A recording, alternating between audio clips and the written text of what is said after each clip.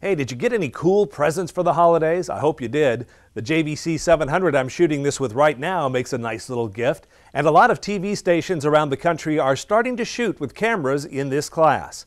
I was down on the farm recently to do a little experimenting with this camera's high frame rate and shutter controls. Blowing stuff up and shooting video. It doesn't get much better than this. With this camera's high-speed shutter, up to 1/10,000th, capturing fast-moving action for slow-mo or freeze frames works great if you have enough light. And yes, the shutter effect is cool, but KOMO TV Director of Photography Randy Carnell also points out that its overuse, as with any effect, is a sign of inexperience. I've seen it overused. It's mostly when I get a resume tape from somebody. It's very overused, and I'll ask the guy, "Why did you have the shutter on in this marathon race?" And he says, "Well, I wanted to do slow-mos." That's sometimes a use for it. It's sometimes if you don't shutter it too high, then you can slow-mo a little easier. You have a little more crispness in the slow-mo. But yeah, overused. I don't see it overused in our area of news. Usually it's somebody that's pretty inexperienced will use it as for some crazy effect that they want to see.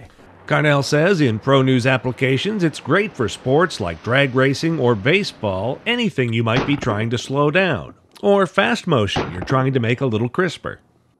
I have to admit, I was always a little bit confused about the relationship between a camera's frame rate, say 30 or 60 frames per second, and the shutter speed. How in the world did the camera go in there and chop up those frames into tiny pieces?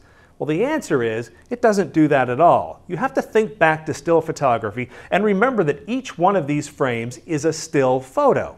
When you adjust the shutter speed on your camera, you're telling the camera, just like you would an SLR, to take that still frame at 1/500th or maybe 1/1000th of a second. When you make that adjustment, remember, you're changing the light gathering capacity of your lens, which requires you to open up your iris if you go to high shutter speeds, and that decreases your depth of field. That is how you start using the creative capability of the tools that your camera comes with.